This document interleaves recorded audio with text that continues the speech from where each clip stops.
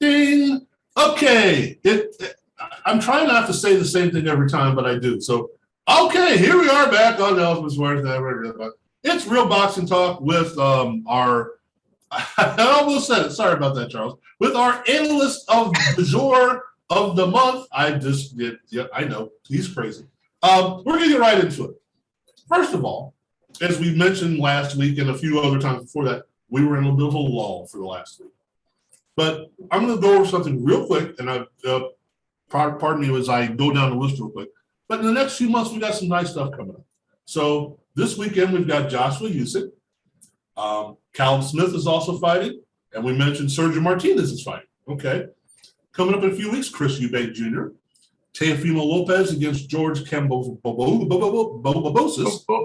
The Aussie. Kambosos. Week after that, Fury Wilder, and on the undercard of that is Robert Helenius and Adam Kownacki, which I was surprised to see that it's not the second fight, and it's also a 10-round fight. I think that's kind of weird to see that, but hey, they're the ones who scheduled. And also that on that undercard is J-Rock Julian Williams, which I didn't know, fighting against Vladimir Hernandez, also a 10-round fight at junior middle.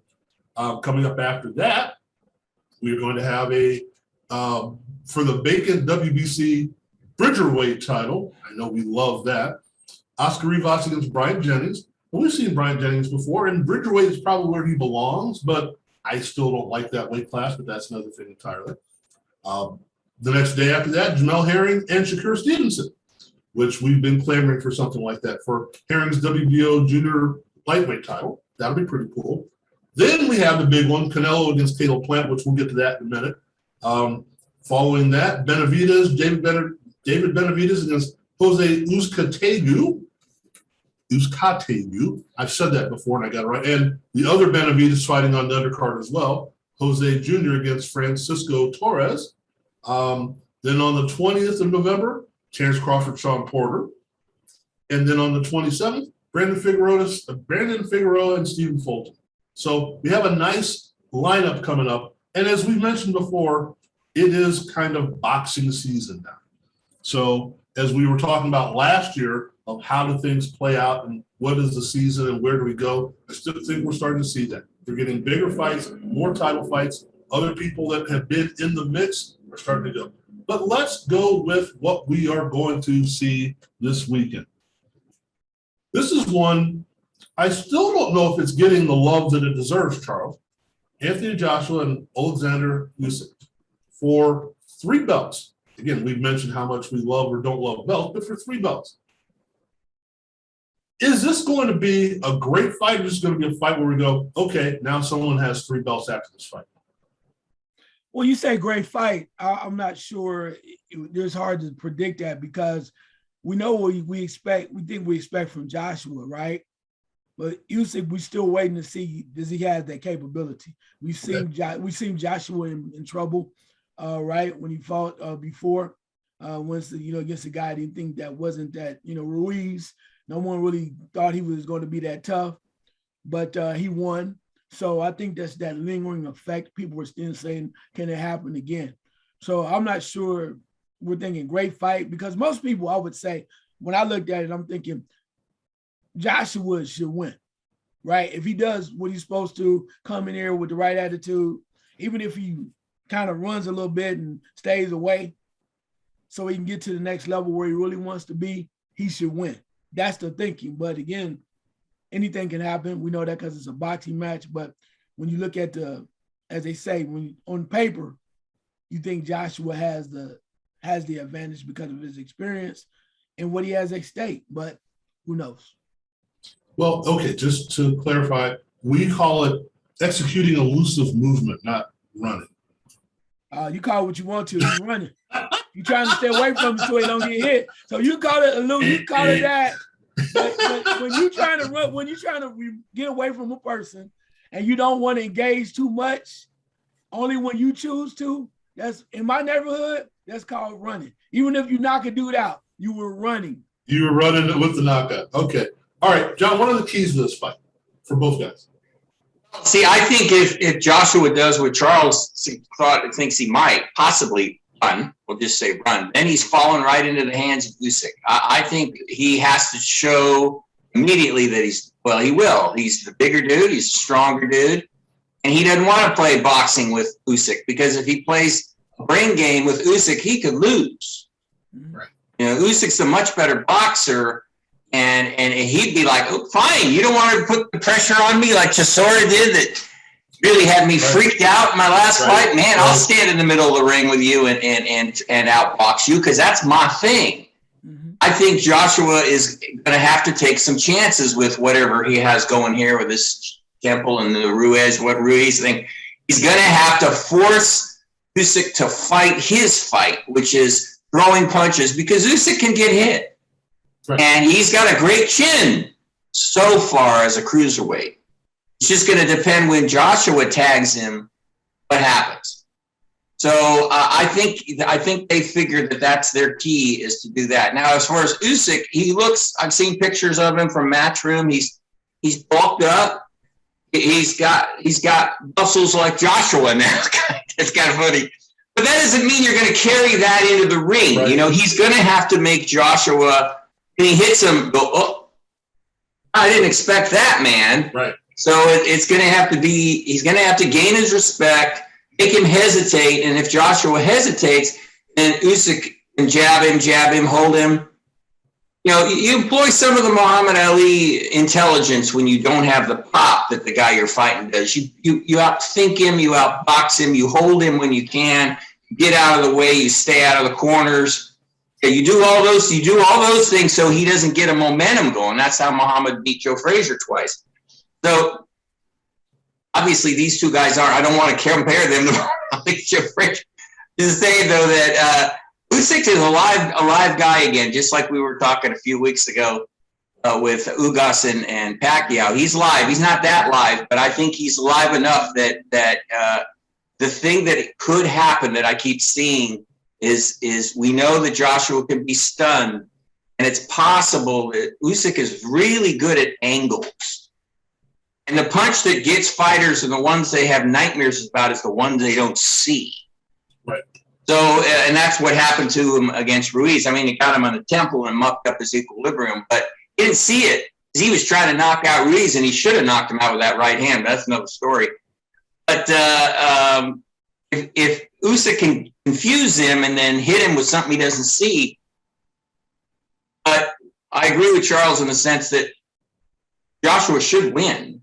He's expected to win, as is Fury in a few weeks, to set up their big, massive fight. But Joshua has flaws, as we know. So and Usyk might be able to exploit them if he could take it and outfight Joshua at times. I could see him either getting stopped late or he might end up hurting Joshua. So Joshua is the favorite for sure. He should win, but there's some intriguing factors in this one. Okay, well, let's look at those. Charles, and let's jump ahead and then we'll jump back. Let's say that we're going with 3 or 4 scenarios that can happen. One guy wins by knockout and blasts the guy out. We have a decision one way or another, a big decision or close decision, and we have a draw. And we know we've been getting quite a few draws lately. So let's say win by knockout. 3-round knockout by Usyk. Probably not going to happen. You make a lot of money if you do it, if you're betting on that. Our sports betting people, chime in on this. But let's say that happens. Does that put Usyk in prime position for the winner of Fury Wilder? He's got the 3 belts now. Or is that, we still don't want to fight that guy? How does that play out if that happens? Well, if the only reason why I was going to put him, I think, in prime position because he has the belts. It's not because somebody thinking he's the greatest talent or whatever. Right. Some people might think he got lucky because he would knock Joshua out. But then other people like, well, we didn't think he had a granted chin anyway. So it's like, it was just the right person. Right. And it could have been Ruiz again if he had fought in the same way he did, but he learned from that. But the point of it is, I think it will be the belts that would make a Usyk a live player, because it's like another fighter's going, oh, I can beat him easily. So let's get this medal real quick. because we don't respect him. So I think it's more of the belts than it would be the factor of him becoming a player. He's a player as a result of beating Joshua in the belts. So are we saying, Charles, that Joshua is such a heavy favorite, or whatever you want to call it, that we would probably see a rematch before we would see Usyk fighting somebody else? If it's in the clause, yes, definitely going to push for it. But if it's not, I mean, Usyk's going to keep moving. But Joshua's not. I think he's hopefully with Eddie, working with Eddie Hearn, they're going to be smarter than that. They're not going to let you come in there and just, steal the cookies and not have to come and pay for them. You understand what I'm saying? Come back once they get you. So with that being said, I'm almost certain they would have a rematch clause in there just in case. Not saying they expect it's going to happen, but they cannot afford. I guess my point is there's been too much deliberation, been too much work in trying to get up this super fight with one of the other two. And then to have that tarnished or thrown away because you forgot to include a rematch clause. Right. Nah, too much money involved, man. Too much going on. Okay. All right. You just made me realize that I missed Girl Scout cookie season this year. Anyway. All right. Now let's say it goes the other way, John, and Joshua comes out and blasts him out in 4, and it's not even a contest. Does that mean that he's still the guy? You're like, well, you haven't proven anything because you beat somebody you didn't beat, wasn't worth beating. But is that like, okay, now I don't care what you people say, it is Fury Wilder winner goes to me. I've got the belt. I beat the guy who said I had to fight now. Absolutely. Oh, absolutely. Absolutely. If he blasts out Usyk, who's never lost, if he knocks him out in the inside of 5 rounds, that's huge for Joshua. That would be huge. People would say, rightfully so, that he's a blown up cruiserweight. Okay, we're always going to find little things that we can pick at. But this guy has more skill in the boxing ring probably than anybody that Joshua has ever fought in his career. He's a dog in there, and he can box really well. He's kind of a bigger Lomachenko in the sense that he just doesn't. He gets hit more than Lomachenko does, but he's a dog. He likes the rumble. His fights. I mean, the guy. I wrote an article about him a few years ago. I mean, the guy's the ultimate road warrior. He never fights at home. He always goes to everyone else's backyard. There's no fear. In other words, you got to love Usyk. Yeah. He might have that crazy sneer on his face, but he's not like that. But he is a real fighter. He goes everywhere. When he won that Super 6 that Charles's best friend Richard Schaefer created a few years ago, he went to everybody's backyard and fought him and won. But you got to admire that. You have to. So I admire. Here he is again, going to Joshua's backyard, right? Yep. So he's the ultimate guy. But if Joshua comes out on top, then he'll say, okay, Fury, you do your thing against Wilder. Let's get it on. So he's the main man. I mean, he's the main guy in a sense as far as the belts go. And this is the debate that we always have. As far as who's better, still looks like Fury's a better fighter. But the heavyweights, as I keep saying, week in and week out, they're only pretty good in my view anyway. So, but it's intriguing, which keeps it interesting. They're still the heavyweights. Right. Yeah. And until they get rid of the heavyweight division, they're still the heavyweights. Okay, Charles. So let's say we go to the other end of things and it's a close fight. 1 point here, 1 point there, or a draw. Does that say now we're not going to do this again, even if there's a rematch clause? Or do the others say Fury beats Wilder in 3? I've got my pick of everybody. You guys got to fight again because I don't really think that either one of you deserve it. Nah, I'll say this. It depends how it falls out. Regardless of how close it is, if Joshua loses, they're definitely having a rematch, no matter what. He's gonna push that because it doesn't make sense. Where else is he going to go?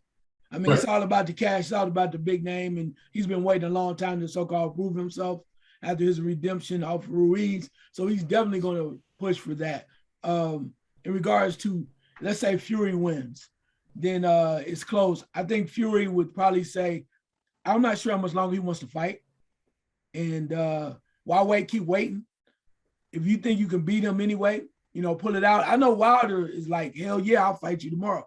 This how it is, because he wants to really chomp at the bit to prove everybody wrong, that he should have got rid of his trainer, should have done a lot of other stuff that he said that everybody was wrong.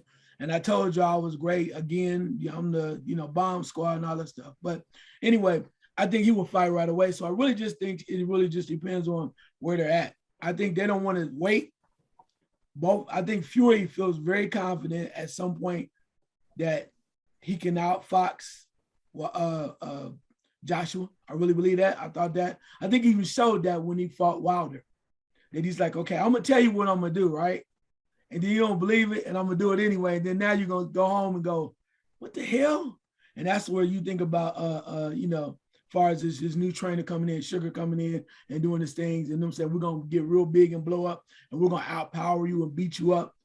And for them to really tell you and then execute it says a lot about him. As we talked about him being crafty, that name, that word should really go with his name, because he finds ways. Once he realized he could take the power when he got up, he's like, oh, hell, we definitely can do this now. I'm cool now, right? Because now I know where it's coming from. I know because he's like, it's kind of like a George Foreman.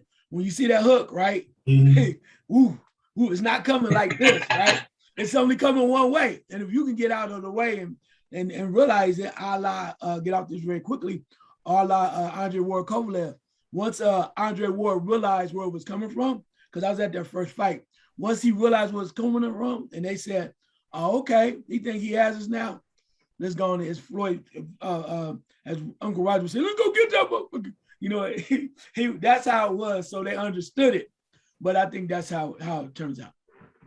It reminds me of the Princess Bride when they're in the fire swamp, like boom, boom, and then now we know what's happened. Once we've seen it once, now we know what's happened. You'd be stupid to get hit by this now, right? All right, John. So let's say that however it plays out, and we're looking at belts, obviously, but however it plays out, they're the ones that have 3 belts, whoever wins this. And I know that we've said belts don't really matter too much, but it's still there. When we look at the grand scheme of things, who's still running the division? Well, it's Fury and Joshua. I mean, Joshua has Eddie Hearn.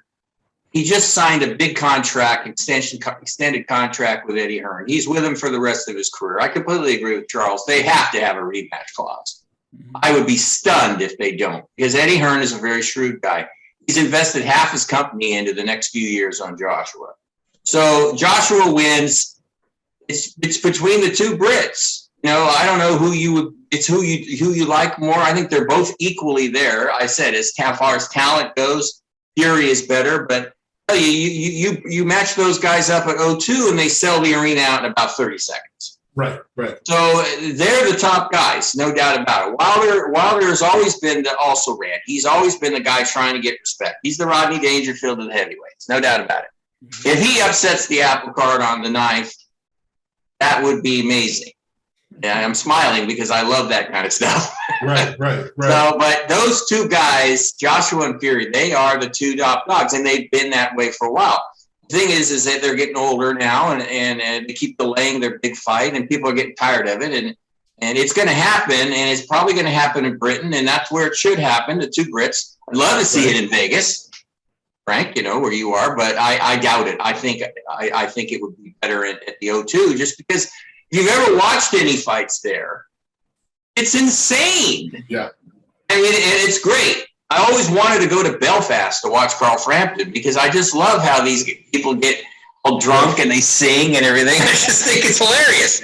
So I always think of Carl Froch and George Groves, the rematch. I mean, it was nuts. And it would be even bigger if Joshua and Fury fought there. So they're the kings of the division, no doubt about it. The other guys are just hoping to get a piece of the pie if they can. And now it's up to Usyk or Wilder to upset the plans of the future. So there we go. Okay, Charles, give us the Ricky Hatton song. One Ricky Hatton. Charles was singing. He was singing that at the Mayweather fight, but knowing Mayweather was going to kick Hatton's ass, and he did. They were so together in unison. It's like walking in a Ricky Hatton land, That's but right. to hear them say it like that they were so exciting and drunk, and you're like, it made you go, there's only one we can have. It's like, but your point is valid though. I don't know that we follow. I mean, I've been to a few weigh-ins where the crowd is pro whoever. The Americans usually aren't the ones going, hey, they're still debating, they're still betting, they're still doing whatever. I mean, they may be wearing the colors or whatever, but they're there for the atmosphere, for the event. But when you're bringing in for example, some of the Mexican fighters or Pacquiao or some of the Brits, they're there for their guy. And not to say that the other people aren't there for their guy, but they're also there for, hey, we came to Vegas and this is an event. It's not that the other people don't care about the event, but they're there because, hey, my guy's going to Vegas and I'm going to go cheer him on. Now, I like to be in Vegas, don't get me wrong, but I'm there for my guy. And they'll sing the song, they'll fly the flag, they'll drink the Guinness, they'll do the whole nine and have a great time doing it and say, I had a great time in Vegas. But they're more focused on what happens here, maybe hit the slot machines a little bit here and there, but they're, okay, where's the bar? When's the fight? Where's the bar? When's the after fight? Let's go start something in the parking lot. So I agree with what you're saying, that it's between the two Brits. And I think most people that know that, but it's nice that there is a fly new one. So is it possible, Charles, that Usyk upsets things?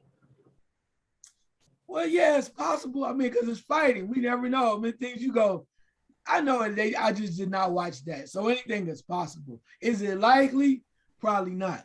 Like I said, I think Eddie Hearn is like telling him, do what you got to do to win this fight. I don't give a damn what that is. If that means you want to go in there, you see that he's dropping his right hand and you can tag him and you can get him the hell out of there quickly, do that. But also, too, if you still feel a little leery that you don't want to get hit, we can always run and then they'll talk about you, but we live for another day and we get our pick payday. Remember we talked about that? So, and we had a rematch clause. So just be careful and let's get out of here and let's go grab the bag. Okay, now, and you're right. I think that's what it's going to be. Now, John, we listed a few fights to start with. Coming up the next few weeks, what jumps out at you go, hey, this ought to be pretty cool. Let's go between now and October 9th to Fury fight. Obviously, we're going to talk about Fury Wilder, but what jumps out at you like, Before the Fury. Yeah. Well, Teofimo's fighting and they're both mouthy, arrogant kids, so that one ought to be fun. I'm looking forward to that one. Got an article all ready to go on that one. That one's fun. Who else we got? Well, I'm always interested in Chris Eubank Jr. only because, again, he's got kind of that attitude thing going, and everybody in England will tell you that Chris Eubank Sr. is completely wacko. So, Junior is a little bit like that, but you're still wondering about him because he's lost a few fights. When he moved up, he lost. And has he hit his potential? You just don't know. He's got another new trainer, how he will do. It seems like whenever he gets up into the big leagues, he gets exposed a little bit. So I'm always intrigued about him. I saw one after, of course, is another story. I'm looking at the schedule. But I won't sneak one in there that I wanted to mention. No, but go for it. Oh, okay. Well, I was. It's When you were mentioning on the same day as the Fury Wilder fight, I really like Ted Cheeseman from England. Remember, for years we've been talking about how these lesser guys don't get a lot of credit. Right. And this guy Cheeseman, I'm telling you, this guy, he not only does he look like a fighter, and he's only in his 20s, but he's had gambling problems and all kinds of things. So he's fighting in a big fight. And then the little blonde that I should say that sounds sexist. The blonde bomber, Shannon Courtney, is fighting, and she was in that brawl with Bridges from Australia. She's fighting on the 9th. So, for a boxing guy, there's a lot of different things here going on. And these are the kind of fights, like the Cheeseman is never in a boring fight. He's the old school. He's the throwback, the guy we like. He doesn't get much credit, but he always, no one ever feels like they got cheated if they went to his fights. So he's got a funky name for a boxer, Cheeseman. He's not cheesy. He's very tough. And Troy Williamson is tough too that he's fighting for the British junior middleweight title. So I look forward to all those. And I also noticed that Berlanga is fighting on the 9th. And of course, that heavyweight fight, Frank, Helenius and Kornacki, that one is big for Adam. I mean, he's got to win that one or he's pretty much done. So there's another one of those do or dies like Warrington. Right. And Charles, Sean and I were talking about off the air. That's a fight. There are two fights coming up in that vein that are Helenius and Kornacki, and then J-Rock and Vladimir Hernandez that are 10-round fights. Mm-hmm. Now, I wonder the last time these guys fought 10-round fights. Maybe it's for time constraints or whatever, but are they moving down the food chain enough? Let's go J-Rock first. Is he down the food chain enough that now he's just fighting for survival? Or is it, I can maybe get myself back into the game? I don't think he's just for survival. I think he needs to get back in the game. I mean, because where we saw him at last time, he wants to prove that he belongs there. And he had a little hiccup, and it's like, okay, hiccup wasn't bad, but it was a hiccup that happened, and we thought you were going to get through it, right? You came out this very impressive victory. You thought you were going to come back, and then now you were a champion. You were going to run through it, and then we find out, was it Rosario? Then you come through with Rosario, and then you have a hookup, and now we watch Rosario lose, and it's like, you had another shot, buddy. So I think it's more of him trying to get back, and he has to prove that. And he continues to tell you, if you listen to J-Rock, that he's still one of the best out there, right? He said, I get in my own way sometimes. And then you're saying to yourself, okay, if that's the case, then you need, when you going to clean it up? Get out the damn way. Let's see who you really are, because we love to see him fight against whoever. I mean, somebody down the line, if he's in that area, either go up or just stay where he is. But I mean, I think when I think about those fights, you think about somebody who can fight right away. I think he has a lot of potential. He has a lot of opportunity because he was already proven that he can shock the world. We just want him to be more consistent. So I think that's where it says a lot for him. Well, I'm not sure exactly. How long has it been since that title victory? Has it been 2 years? Has it been that long? Probably, I don't know if it's been that long. Well, yeah, the whole last year, I can't recall what. Yeah. So I guess it's been 2 years, Yeah, because he lost then he lost to Rosario after that, So, right. Yeah. But still, I mean, this is a guy that looked like, now he might have come somewhat out of the blue to get to that point, but he looked like on that night, this is a guy that should stick around. And now it looks like he's tumbling down. And this is like as you said about Kornacki, we'll get to that in a second. This is the fight that he has to win, and I think win convincingly. John, is that the case, or is it like, because there are a lot of people in play in that division, and he's got to separate himself from everybody else. That's a big fight for him. He's got to be impressive, and I think he will. I think he just got caught and surprised by Rosario that night, and I think he can come back. He's got talent, and I think he'll do the job. And I also didn't mention, Frank, when I wanted to, Emmanuel, one of my favorites, Emmanuel Navarati is fighting on the 15th, and I like him because he's a throwback to the 70s because he fights 4 or 5 times a year.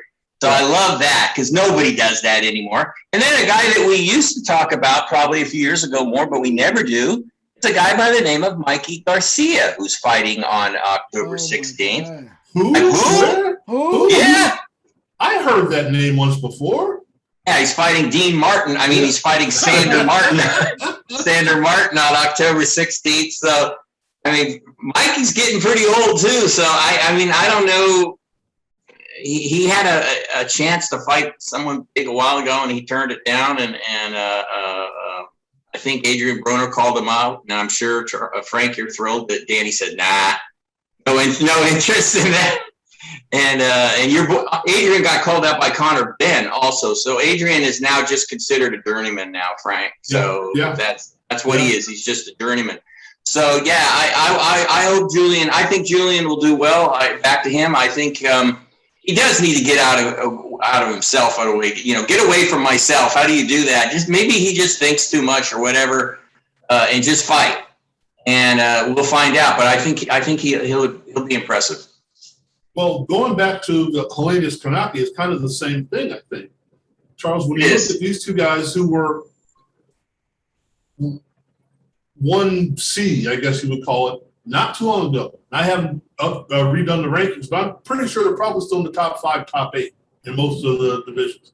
But is this the you got to win this fight and you've got to win it big? Because when's the last time we saw Konaki? I can't remember. Right. It's been We lost. Yeah, the last. Yeah, exactly. So, is this Charles? Is this a make or break? And since we have I was going to say with the advantage of age.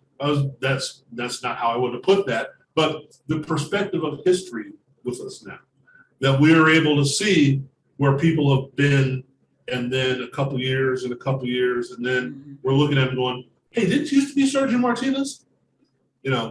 Because we're able to see 3, 5, 7 years down the road. Is this that watershed moment for both of these guys? If you want to still be fighting on big cards, you got to do something here, and if you don't, you're off. You're fighting in Poughkeepsie next month. Yeah, I think it might come down to that because, like you said, when people expect you to be certain, I know you are a huge proponent of kicking Paul Williams off the mountain once he started to disappoint you a little bit before everything happened with the Didn't disappoint me. I mean, He just didn't get the job done. Well, he Plus, I built him up way too high. He disappointed you. Yes, he did. Anyway, but getting back to these two guys. He's a traitor, right, Frank? Yeah. Anyway, but I think that you're right on point with these guys. It is kind of make or break because, and it's not even about. I mean, it'll be nice to win the fight big. You got to win the fight, right? Yeah. You win the fight, and sometimes it's just ugly and nasty. But if you win, you live to fight another day. And I think that's part of somebody might go, well, maybe you had a bad night. We always give you that excuse. You don't get that excuse if you lose often. If you win and it's ugly, he had a bad night, he is a little off, but he still won, right? If you lose and say you had a bad night, well, how many bad nights you gonna have? Just like the third one in a row. You keep saying, oh, well, I struggled and I got a la Adrian Broner. Anyway, that you keep waiting for him to throw that punch. So punch, right? Yeah, right. Something to that effect. So people will start going, as you mentioned, well, now he's a journeyman. Okay, they start writing you off.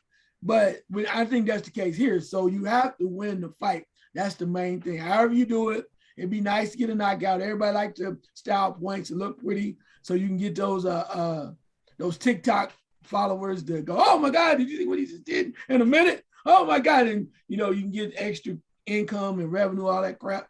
But at the end of the day, the important thing is to win.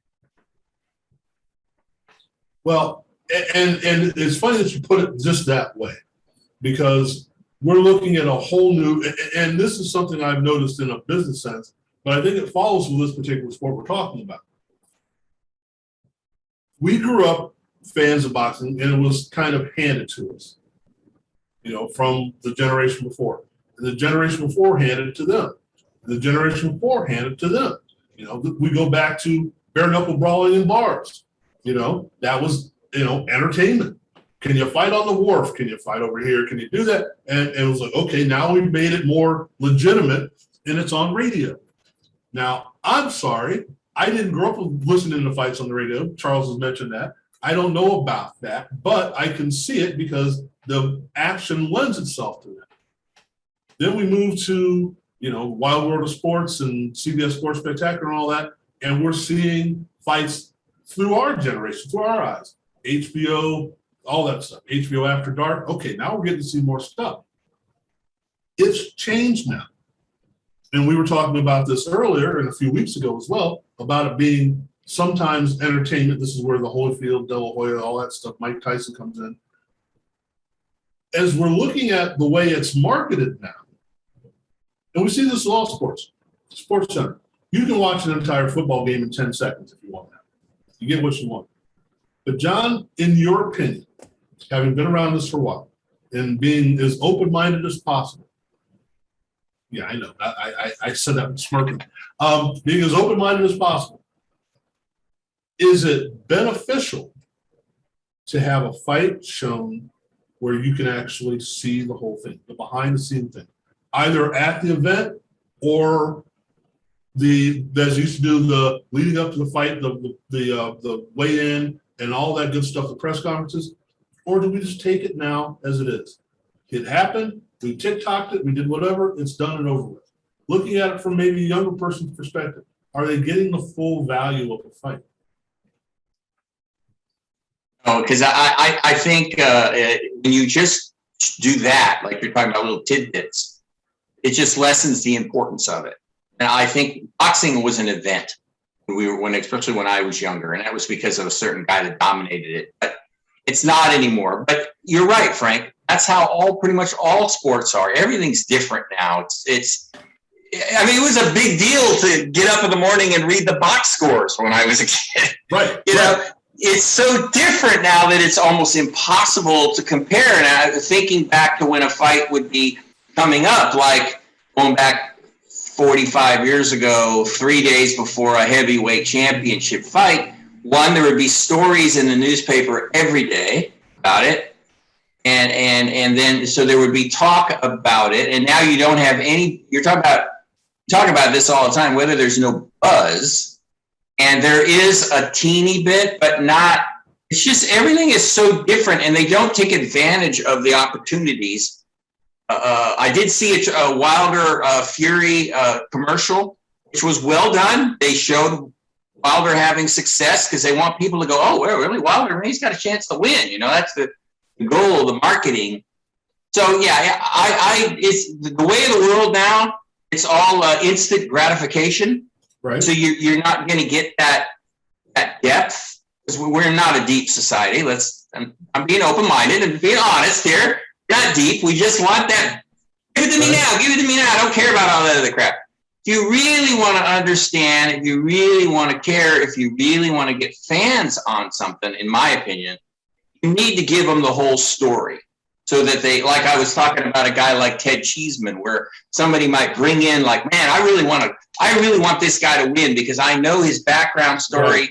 And I pull from, I used to love HBO's 24/7. I thought those were some of the best programs ever made about boxing. The narration, showing Floyd Mayweather running at 2 o'clock in the morning in Vegas. I thought that was the coolest thing. It got you into what was going on and into the mind of these guys, so you kind of understood their mindset.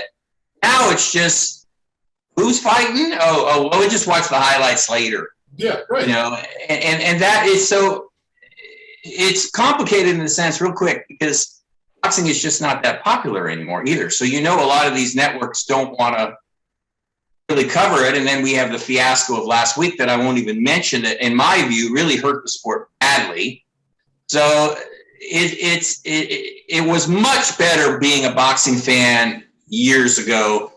And it hurts me because it hurts the boxers. And I'm always for the boxers. And real fast about Kanaki and Helenius is going to tell you, they're not in the top 10 at all, Frank. They're barely in the top 20 if they are. Okay. Yeah, right. no. So yeah, no, it's the old days. It's not just because I'm old. It's just because there was more. There was just more. And if you're anybody, our generation, I think you want more than less. But now it's less is the equivalent to the more of our time. Right? So just the way it is. Okay, now Charles, you are a social media coordinator for certain different things. So you are in the mindset of getting product out there. There was a time where, you know, the boxing camp was at, you know, Big Sur or whatever, and the sports reporter went and got a hotel room and was there at the camp for 3 weeks while they were there 3 months before the fight or whatever. And he's there, you know, filing articles every day, writing it up, then typing it up, and then carrier pigeon to the newspaper. In this day and age, the way we do things now, and I said on the record a couple of years ago that I thought boxing, I didn't say boxing was dead, but it was dying. I've since been proven wrong about that, but it's still not as vibrant as it once was. What can be done, or what is happening, or why am I wrong about the dying part? Or is it, I mean, the way we cover it, what we do, is it fixable? Does it need to be fixed? Let me finish it. As we said, we've got a slate of fights coming up here in another few weeks. So it's not like they're not putting out fights.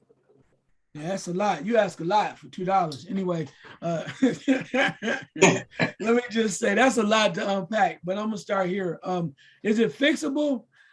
It depends. I'm not sure about fixable. What I mean by that is it's going to get back to the glory of his heyday. Yeah. Probably not. Probably not. Just because of the factor that it was a great time back in the day when we were, we were young geezers, right? We enjoyed it. That's what we understood, and it was popularity was out the chain. Like you said, I listened to the Ali fight a couple times on the radio, and that was like I just thought about people before me that did the same thing, and I was like, man, this is cool as hell. Yeah, it is. Yeah, I did too. It was great. Ali was my guy, right? So Yeah. I got a chance to listen to him and the whole thing, and then I learned about radio through my dad. Because my dad would never watch baseball unless I begged him on TV. I always wanted to kind of hang out with my dad because our baseball thing was our thing, right? We loved the Reds and we did our thing. But he said, "You want to listen to the game? Come on back. You know where my office is." He had a little radio. He's right by his bed, and he's been hours listening to the Reds over and over. So that's how I learned, man. That's how it was. So great on the radio. To this day, I have appreciation for audio, then I do more visual. But getting back to your point, to change boxing and bringing it up to modern day times, if you will, I think part of it is sometimes, yeah, you need to be in front. I know they talk about, hell, you need to be posting this, you need to be in front, this and that. Sometimes less is more. And what I mean by that is lately, I don't know if they did it on purpose or it's just the way things didn't go right. Sometimes you have to take something from people that are salivating. It's kind of like somebody's hungry. If they're used to eating at a certain time, 3 times or 5 times a day, and then you cut them back to 2 and they go, where the hell's the food at? They want more. And what I mean by that, and from a boxing standpoint, let's look at this Wilder Fury situation, all right? We've been talking about what are they doing? They're not paying attention, whatever. But people are still paying attention. We're talking about it. More people are talking about it too. And people are going to come. They're going to come to that fight because they know what happened the first 2 times. They're intrigued by the 3rd time. Canelo, by whatever reason or another, they had a spat, him and Caleb Plant, and it bounced off fireworks. So now people are like, oh man, I can't wait to see that fight.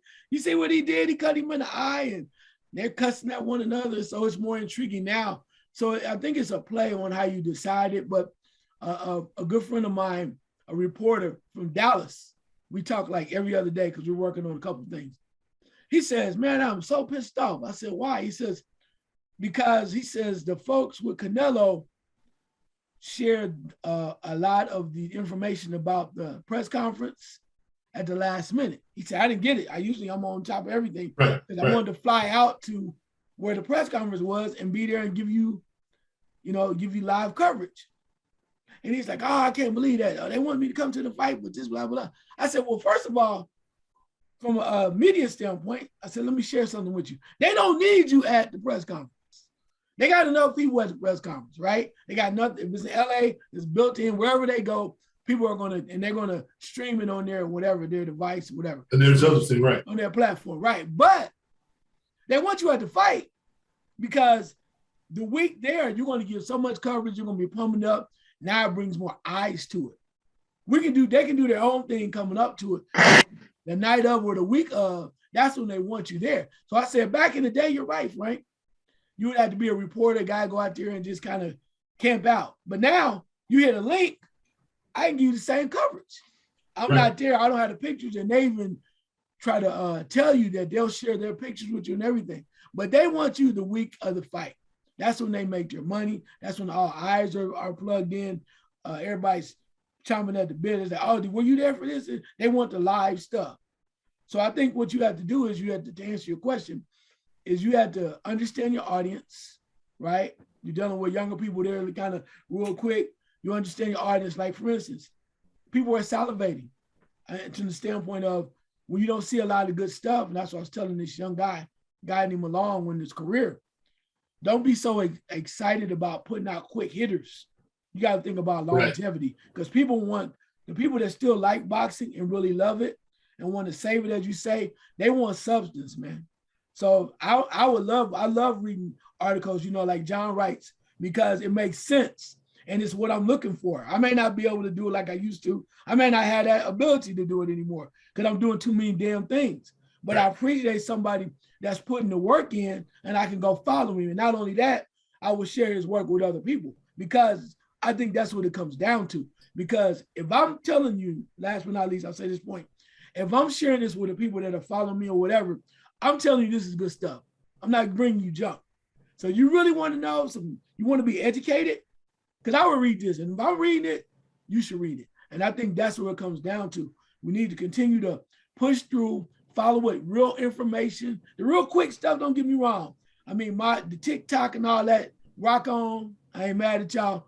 But when I want to really learn something and understand what the hell is going on and really be able to break it down so I can really analyze and tell people what's really going on, I know where my sources are. And I think that's still available. We just have to be cognizant of it like we're doing now. We're sitting here sharing a lot of information, and it's a reason why people are watching. Not just saying, well, yeah, he fought and he won, and he ain't this. Nah, he got a big mouth and his wife got a big booty. Nobody want to hear that. That's a different generation. Right. Anyway. And it's funny because that's the what we've just added a few people to write and to speak on the network. And that is the first thing I say to them. This is not a short form endeavor. You have to be able to expand on what you want to write about. We can do retweeting from someplace else. Yeah. There's nothing wrong with the retweets, but they've got to retweet something. Let's give them something to retweet. Yeah. So that's what I look at. Now, when we look at the big picture, let's not confine ourselves to journalism here, John, because I was going to ask a question. So it was going to be specifically that. But when we look at how they do things now, or how things are done, is maybe a more accurate way of putting it, is it because, for one thing, they can control the narrative? Because, as Charles said, they can control the pictures. They can control the video. They don't need you at the site. They'll feed you what they want you to have, and then you report off of that. And then they control the product now, where it's not as open to interpretation. As you mentioned, the press conference the other day, yesterday that happened, they don't want you to know that. That's not, you see Dana White do things in UFC, it's like, he wants you to see that. He's egging you on to see that. In most boxing venues, they don't want you to see that. They want you to see the bad blood, but not that it gets carried away, because they're trying to be more controlled. Is that what it is, you think, that they're controlling the narrative, or is that just the way the media operates now? Well, I've been to a lot of those press conferences, and they're controlled and they're not controlled. I mean, that thing that happened yesterday with Canelo and Caleb Plant, that wasn't planned, I don't think. There's no way. He pushed him so hard he almost fell off the stage. There's no way. It's like a throw when a fight gets thrown, and you're like, the guy got knocked out. If he threw the fight, man, he sure got knocked out. I mean, it's going to be a little bit more obvious, and that was some serious bad blood there. And I don't think anybody expected it. If you look close, there was a couple of people trying to stop Caleb Plant from going after Canelo right after it happened, and he just kind of brushed him off. So it's controlled in the sense that they're showing it, but what happens in it, they can't control that part. Right. If you watch the live feed, they show the whole press conference. And then you pick out what you think is newsworthy. Well, I almost went to that press conference, dang it, in LA. It's on Wilshire Boulevard, and I was actually debating going to it because there was a possibility it could go. But so I don't really know how to answer that, Frank, except to say that, yeah, the media will control some of it because, obviously they're highlighting the chaos between Plant and Canelo. So that definitely is a control thing because they know people are going to see that and go, ooh, I want to see that. It's just like anything. We want to see baseball fights, which are usually more humorous than anything else. Right. But we want to see, we want to see when somebody gets it right. Somebody, come in this way. Get in front of him. I really don't hear him. It's hilarious. He's backing up while he's trying to fight. It cracks me up. They don't really want to fight. But so I think they don't mind that happened, but it just was one of those things. And then they decide what they want to put out there, and everyone's putting out the tape of Canelo and Plant. So sure. That's news. I mean, when Muhammad Ali and Joe Frazier went at each other in the studio, I mean, that was crazy, right? I mean, we had to watch that over and over again. You could tell Ali was like, I'm not really that mad, Joe. Are you really that mad? And Joe was mad. Pissed off, right? Joe was mad. And you could say, come on, Joe. He'd say, come on, Joe. I'm not getting the words wrong, but something like, hey, what are you doing, Joe? Or something. Joe's like, I mean, he wanted to kill Ali. And so, yeah, those things don't hurt the fight. So it's going to help the fight for sure if it happens on November 6th. But so I don't really know how to answer it except to say that it is. There was a friend of mine who said that whatever happened to the gentleman in boxing, these kind of things don't happen. These things don't happen very much. I mean, I think that's the first time I've ever seen Canelo so angry like that. He's usually sitting there and he doesn't say anything, and they do the stare down, and that's it. But nowadays, this guy, look, okay, I'm jumping all over, but real quick, look at McGregor and Mayweather. I mean, everyone thought the fight was a joke, right? But they sold the hell out of that fight, and it worked. It was a stupid fight as far as I was concerned. The fact that it got licensed against a guy who never had a pro fight was ridiculous. McGregor was a great promoter. I'm sure Floyd was like, you just go right ahead, my man. You go right ahead. So it's that combination of both. But like I said, I'll just sum it up by saying it can't hurt. But then again, some people think it does. So boxing's never going to be 100% one way or the other. It's always going to be a little bit of this and a little bit of that, a little bit of this. Well, I got caught up in the wash of that fight because I was at I was at New York, the hotel in Las Vegas, on the way to the arena to T-Mobile, and I just sat there for like 5 hours that day. I was amazed by the crowd. I mean, and I was amazed by the people that actually went, "Hey, they changed the line. I think McGregor's got a chance." Like, do you really? Do you really? And people were like, McGregor's going to kick his ass. Like, what? Yeah, right. Okay. Are you looking at the same thing I'm looking at? No, I could have been wrong. Charles, we're looking at let's say for the next couple of weeks, next couple of months, I should say. What jumps out at you that is going to be a better fight than we probably are giving it credit for? Wow. That's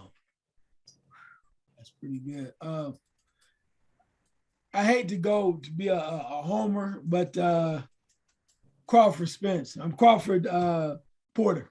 See, we're stuck in the mindset of that, even though it hasn't happened. Yeah. Crawford Porter, just because of the fact that there are so many people that talk about how great Crawford is, and I think he's a hell of a talent, but I don't think they give Porter enough credit, and this is because of the competitor that he is.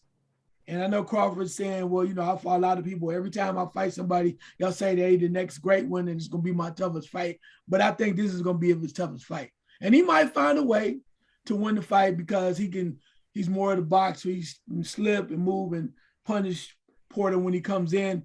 But he won't go out. He won't leave there unscathed. And I think that's why it's going to be more. It's easier to say, oh, yeah, I can do that. You did that. I can do that. It's easier to say that till you get into the ring. And I think even Spence said the same thing about Porter. He was like, I knew you was coming. I just had to find a way to stop you. And he did, but still easier said than done. The other one, it would be Herring versus Shakur Stevenson. I want to see that fight simply because a lot of people warming up Herring, and Herring rightfully so has earned the right. But this is a young gun. He's one of my favorite young guns. I think he has all the talent in the world. And when he talks it, he usually walks it. Doesn't always. He's had some up and down areas, but this is a great opportunity for Shakur Stevenson to say, you know what? I told y'all, I'm ready. Quit holding me back. Let me go and let me step up and get that bag, because now I'm ready to take that next step. And I think this is the first step. Yeah, right. And him trying to move up to greener pastures, or playing with the bigger boys and also the more talented individuals. So those are two fights, definitely. Well, for those of you watching this for the first time, this is SPBN. This is the Sean Porter Boxing Network, Broadcasting Network. We're not going to to hide the fact that we appreciate what Sean Porter does, so, and how he goes about his business in the ring. So in case you're wondering, go back and listen to one of the last 25 shows. Somehow we'll mention Sean Porter in there some kind of way. So thank you for that, keeping it current, keeping it real. John, what leaps out at you? You say this is going to be a better fight, or a more lopsided fight, or is going to be a different thing than what people are thinking it's going to be? Well, I'm thinking about what the show was mostly about today, was Usyk and Joshua. I think if Usyk can get past 5 rounds, he's got a shot. So I'm looking forward to that. And then because I subscribe to the Zone, I've gotten really into the English fighters. And I mentioned Ted Cheeseman, and also on that card is Liam Smith and Anthony Fowler. That's a definite grudge match. Mm-hmm. Before that, I'm curious to see Teofimo again. You know, he has fought since he beat Lomachenko, and he shut down all the rumors that he was going to fight Lomo again. He goes, "There's no point," and I kind of groaned because I thought, dang it, I wanted to see him fight again because I thought I kind of think Lomo will beat him the second time, but it doesn't sound like it's going to happen. And he's growing. He's got so many big fights in his career, so I got to get over myself on that one. So I want to see that. And it's a different perspective as far as somebody who writes about the sport, because I always find little intriguing angles. For example, you know, like Navarati fighting all the time, and I love that. So I try to give all those guys the equal notice. But back to Usyk and Joshua, Frank, I like I said, I think the longer the fight goes, if he can take some of Joshua's punches, we do a segue all the way back to the pretty much the beginning of the show, he's got a chance to really surprise Joshua. Not that I really believe it's going to happen. I was trying to look on this betting site to see what the odds are why we were doing the show, and I think the last time I saw it was 2.5 to 1 for Joshua. And you know what happened the last time I put some money on somebody, guys? So I'm kind of thinking about it again a little bit. I don't know. It's much more of a. That one was, I figured that might happen with Ugas, but this one, I'm kind of a long shot. But, you know, you never know. That's what gambling's all about. So, yeah, I always, the heavyweights always bring a certain excitement, you know, and it's outside again, and the crowd is going to be going bonkers. So even with whatever the result is, I'm just looking forward to the event part of the Saturday. It's going to be a long show, but it's going to be anybody who likes boxing or even is marginal, watching how the Brits do it, how they present it, how it's done, how it's announced. I just like the way they do. I'm not anti-America, trust me. I just think that they handle it better. I think they present it better, and they make it even more intriguing than it might be just by the way they handle it. Well, I'm looking at 2 fights that we've kind of glossed over. Not really glossed over. They're down the road a little bit. But the one fight that I think will be interesting because of what's going to happen the week before that is the Benavidez Usyk fight. I'm always going to mess up that name. But this, depending upon what happens with Alvarez, Caleb Plant, both super middleweight, this puts Benavidez, if he can shine the way he's supposed to shine, this might put him in the position to be the next guy. And I think the incentive of what he sees, that what happens the week before, whether Canelo just goes over and rolls over Plant, or if Plant wins. Now, as Charles said, I'm sure there's a rematch clause in there someplace. But the idea being that if Canelo looks like, okay, who's next? What do we got to do next? Benavidez can come out the next week and say, I'm next. Come check me out. Or, I mean, he's not fighting chopped liver. So it may be that he doesn't get the job done. So that to me is intriguing because I think Benavidez, if he's supposed to be the next guy, he really has to prove it against somebody who can maybe beat him. And then a few weeks after that, we're looking at the Junior Feathers Figueroa against Fulton. Because we hear about one, we hear about the other, but we don't really know what's going to happen between them. Because you've got one group that's like, Brandon Figueroa is the next great thing. Another group saying, you know, you haven't seen Stephen Fulton fight. You might want to take a look. So this kind of reminds me of the Burchell Valdez fight, where we have one camp that we kind of know is supposed to be good, but we haven't seen them. another camp that's we don't know how good they are because we haven't seen them. And it could be this clash could be something really important for 2 belts, and it's something we're going to look at like I'm not really sure what's going to happen, but it probably should be intriguing. And that's a Showtime fight, so I didn't bother to copy down what's the rest of the undercard there. But again, that's 2 fights look pretty good. So overall, I mean, we've got a couple of months worth of action here, which, coming out of what we've come out of in the last year or so, it's spotty here, spotty there, one thing here, one thing there. I mean, you've got a lot of stuff, folks. So take a look, see what's out there, get your subscription to what you need to get it to. I still don't know how you get things on Triller, but I'm going to figure that out at one point because this might be one I don't want to miss. The Zone, Showtime, let's face it, you're going to have to pay for something. So pick out the one you want to pay for or find a package where you can get them all. That's what's going to happen. You're no longer going to get decent stuff on free TV. Oh, let's put it that way. So figure out what you have to pay for if you're that into it and do so. Charles, any final thoughts for today? Yeah, one or two. First of all, no disrespect to Triller. Yeah, it is. No, it's not disrespect. I don't mean it like that. Triller, seriously though.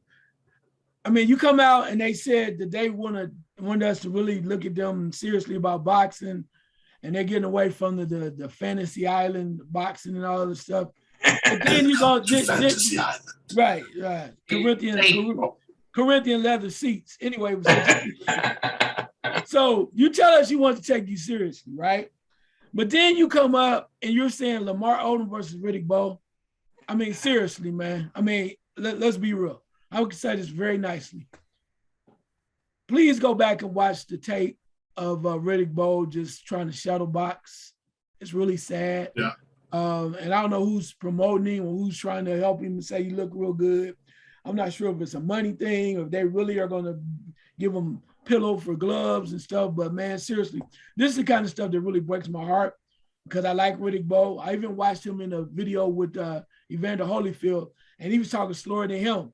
And Evander has had moments, and I'm just saying, please really look into this and be serious about it because it breaks my heart. It almost reminds me of the Ali situation before Holmes.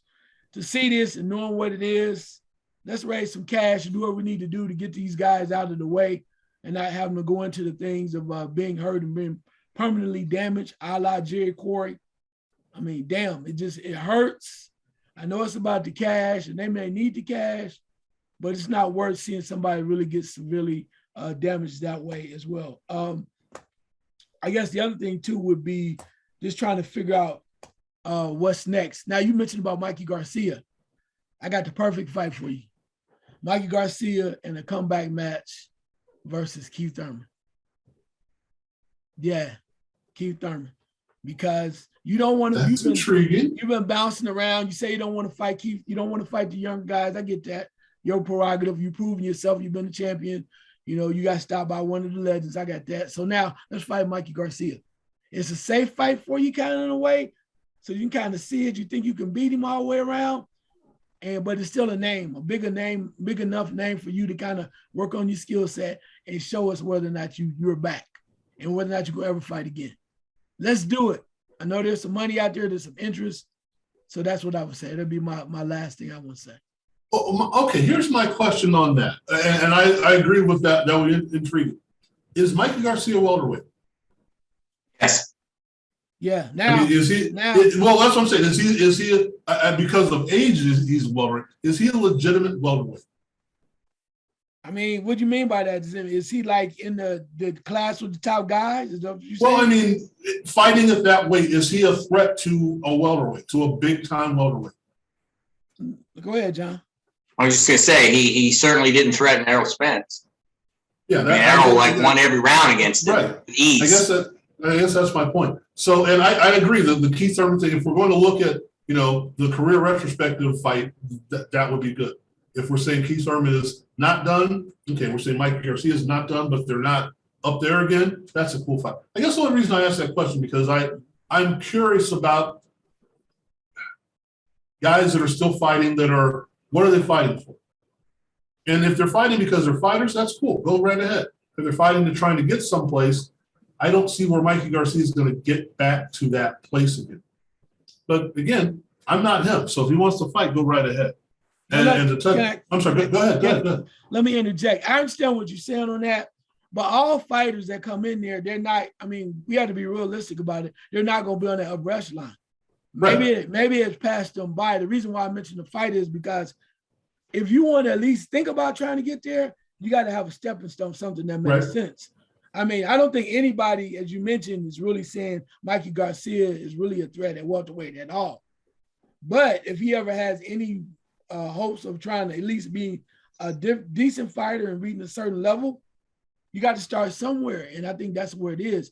I think eventually what we're going to see is the matriculation of the current guys like the Spence, the Crawfords, moving up, going up, and then seeing the young guys that are lower down in the weights in the 140, jumping to 147. It's going to be an evolution where you're going to see this curve where they go up and they're going to follow right behind them, because I think that's what's coming. And somewhere in between, maybe a Mikey Garcia get a shot, because him trying to fight at 135 is probably almost insane.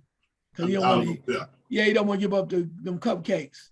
Anyway, so but you made a perfect point, because John wrote a book about this, that you have a fight that's not for a belt, it's not for world prestige, and we got great action between Guy and Ward. You know, I don't know if anyone's going to say, you know, Mickey Ward's one of the best fighters out there. You know, I took from Gotti beating Mickey Ward that he had a chance to beat somebody really good, and apparently he did not. But I'd seen enough Gotti fights to know that he was pretty good, but he wasn't really, really good. I didn't get that, because when I saw those two fight, I'm like, this is boxing action right here. So I don't know what you're going to put on that's better than this. And it didn't occur to me that they weren't at that upper echelon level. It didn't, because they fought an upper echelon fight. So, you know, that I agree with what you're saying, Charles, that might be a pretty good fight, even though it might not be a world championship fight, which is what we need more of. John, what do you think? I agree. I think Keith Thurman and Mikey Garcia would be a good fight. I don't know, because Keith really wants to. He's been talking about fighting Errol Spence for 4 years now. Right. That would be his springboard if he's serious. I mean, and Errol Spence goes, "You don't even fight. You don't fight anymore." So if he was to at least beat Mikey Garcia, a guy that Earl beat, at least he could say, "I beat the same guy you beat." Right. So he might get his shot. I just, you know what? I watch him talking, and he's excellent. You know, he's always been, he's a very smart young guy, and I always liked him, because he's more than just a fighter. I don't think he's got it no more, though. I don't think he's got the fire in the gut no more that he had. I think he's content. He's married. His wife's having his child. I mean, he talks it because he's been doing it for so long, and I could certainly understand. He doesn't want to admit. He probably has a few more left in him. He's not going to be the same, because he's not going to give it that little extra. Right. You know, he's not going to run that extra 15 minutes. He's going to be going through the motions more. Just like Danny Garcia. Where's Danny Garcia? Right. You know, what's he? Right. Where's Dan?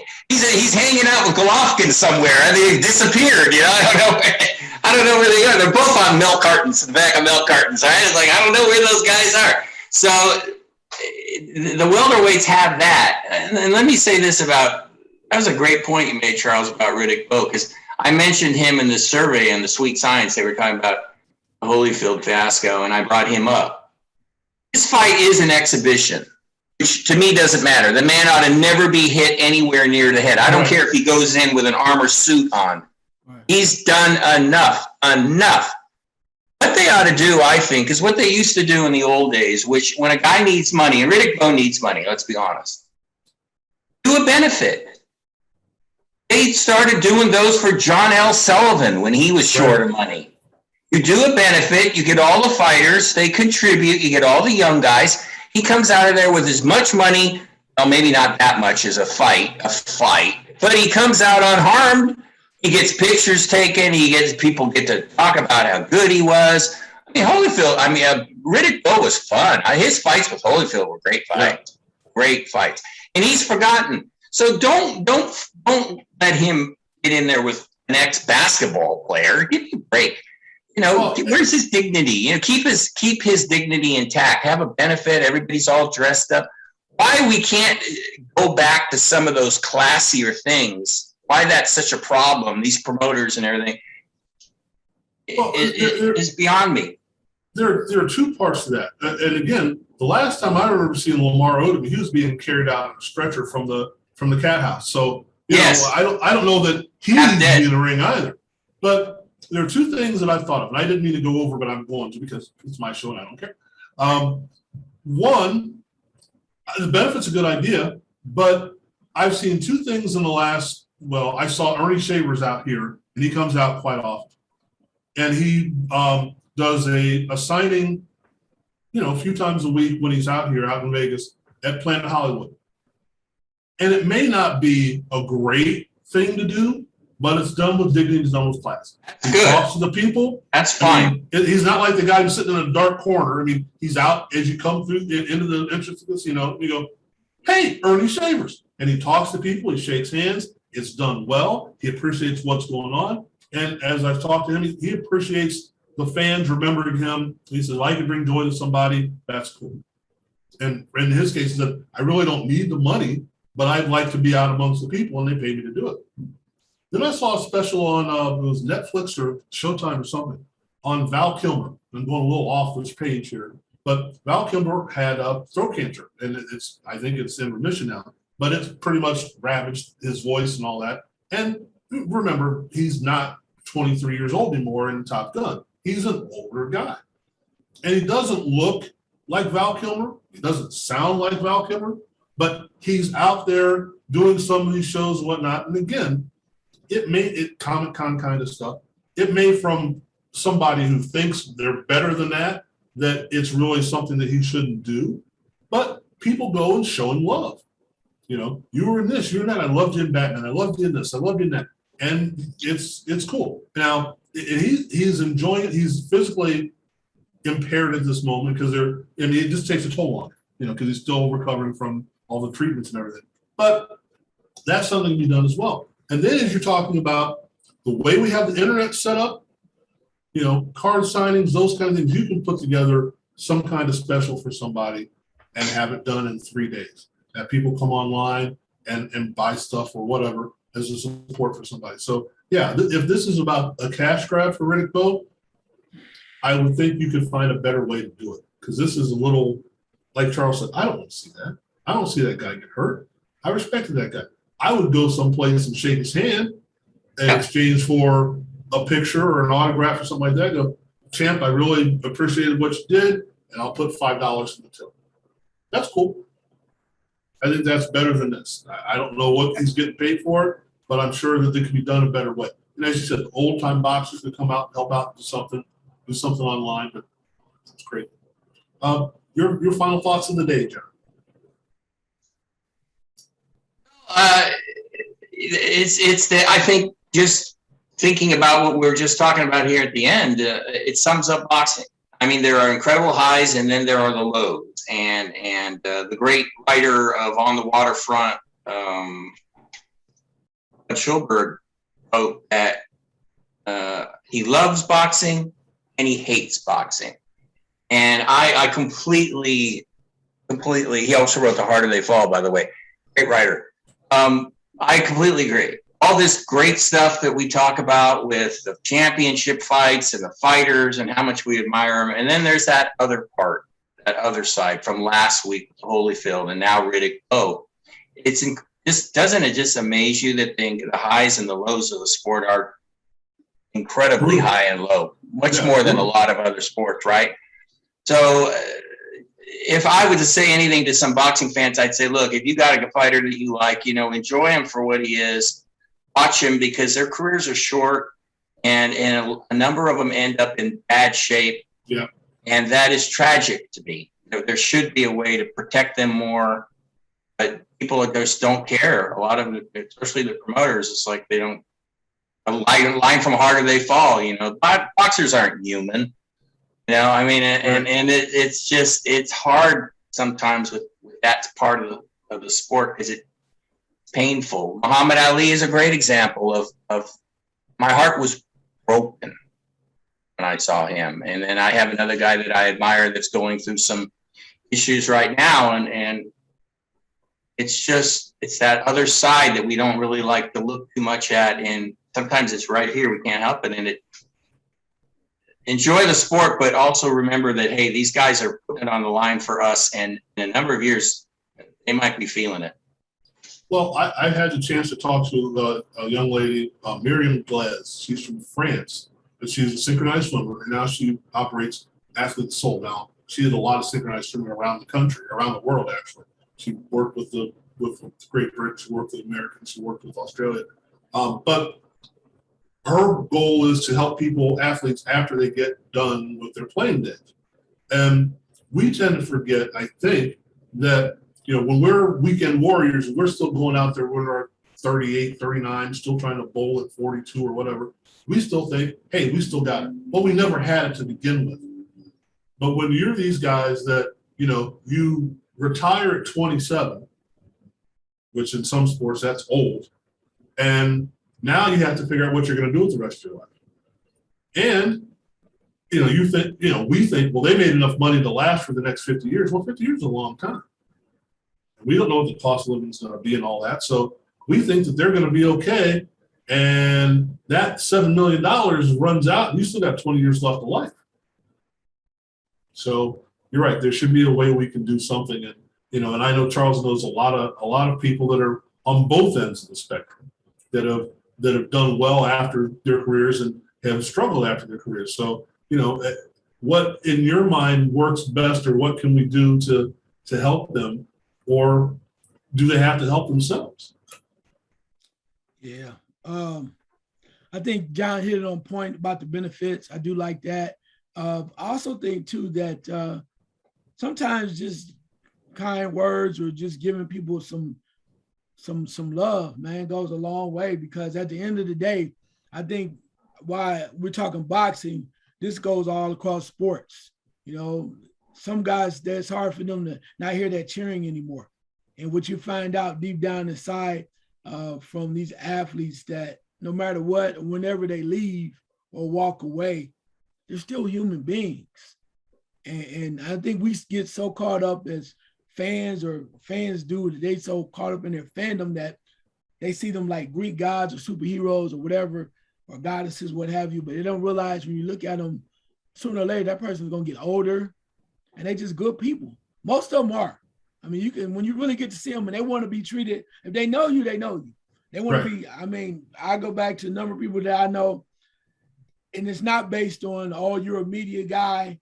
We're like friends because they see me for who I am. It's one of those things that I always said, that from the media standpoint, and I used to get ridiculed for this, that, you had so many people that were in the media that were so caught up on making a name for themselves and trying to get the next headline to be the next great reporter, because they breaking news and breaking scandals and stuff, that they forgot the ethics of being journalists, people, first. Right, being people, and realizing, like, I said too, I've been in situations with athletes doing things that people would say, oh, you should have said something about it. I'm like, what good does that do to tear them down, unless I had a rule, unless they're hurting children, hurting other people, like, their wives or whatever, like they were domestically abused or something like that. Other than that, who am I to judge? Right. I said all the time, I said, if I'm looking at, say, oh, a guy had horrible behavior because he's in the strip club and I'm in there too, and we're making it rain, we throwing up dollars, how the hell am I going to say you are such a bad person when I'm making it rain too? We have a mutual interest, right? But you're not trying to be so funny, but getting back to the reality of it is that there are people too, and deep down inside, that's a perspective. I even have a greater respect for them because of that fact, that you can talk to a person that's been on the highest level of professional competition, but you can have a basic conversation and they go, they'll answer the question as long as you're not over the top. I remember literally having to sit down, knowing him for years, Jack Tatum, and asking him questions. He's like, asking like, what you want to ask me? And I'm like, I asked him a question that he laughed about, the Aaron Pryors of the world. At the end of the day, man, they're just people. They just had the opportunity to do some great things and been blessed where they did some things that only us as fans can only dream about and fathom about. Oh man, what was that like? But just to be able to hear the stories and have them around goes a long way. And I just hope that we can continue to appreciate that instead of having them, getting into some type of circus situation where they're like, it's like watching a older guy or girl or lady do something and we're well past their prime. And it's going to hurt them in the end. I mean, they just deserve much better because as fans, the majority of those athletes they've totally entertained us. They gave us more than our money's worth, right? But we still want more. They're giving us more than our money's worth. Sometimes it's good just to go, bravo, and drop a couple coins or something, or just acknowledge them, man, because like I said, they put their hearts, their souls, I'm too long with the soliloquy, but their hearts, their souls, and their blood out there to entertain us. Well, and something that we forget is that they're just people. They came from someplace. I had the good fortune to do an interview with Carl Lee, a cornerback with the Minnesota Vikings, late 90s, early 2000s, from West Virginia. And he's doing the interview from the youth center that he's running now or helping run, where he attended as a kid. And now he gave back. He could be any place. He could do anything. Went to Marshall. He's helping out with when they were doing the football coaching search at Marshall. He was on the board for that. He could be doing anything right now. He's giving back to them. And it's amazing. He said he does this thing with Randy Moss and on this side of it, but he spends most of the time at that youth center. He lives, I think he's like a block or two away from the house that he grew up in. He went back to the neighborhood. I have a cousin that's in Ironton, Ohio, that was an all-pro defensive lineman with the Redskins and the Bengals way back in the day. Bought a house, or actually bought his mom's house. Amongst all the other things that he might have done right or wrong, he bought his mom's house on 8th Street in Ironton, Ohio. It's still there. He's still there in the neighborhood helping out. So we forget that these people are people. And when they hit hard times, or maybe it's not just hard times, that's the way things go. Just because they're up here one day doesn't mean they're going to stay there. It doesn't mean up there is really who they are. So, and now that we've done a soapbox on our end of our show, where's my little soapbox at? As always, when we do these shows, we never know where it's going to go, and it usually goes someplace kind of fun. We got a little serious for a second there, so I'm going to do a show where I talk some comedy now. All right, thank you, gentlemen. We're going to be back next week. Please tune in. Look at us on the Ultimate Sports Network actual website, where we have now a subscription part. We talked about subscription before. We have a lot more content, a lot more stuff in depth, a lot more sports, a lot more commentators. Come and take a look, see what we've got. It's going to be great for everybody. So thank you very much and enjoy your time.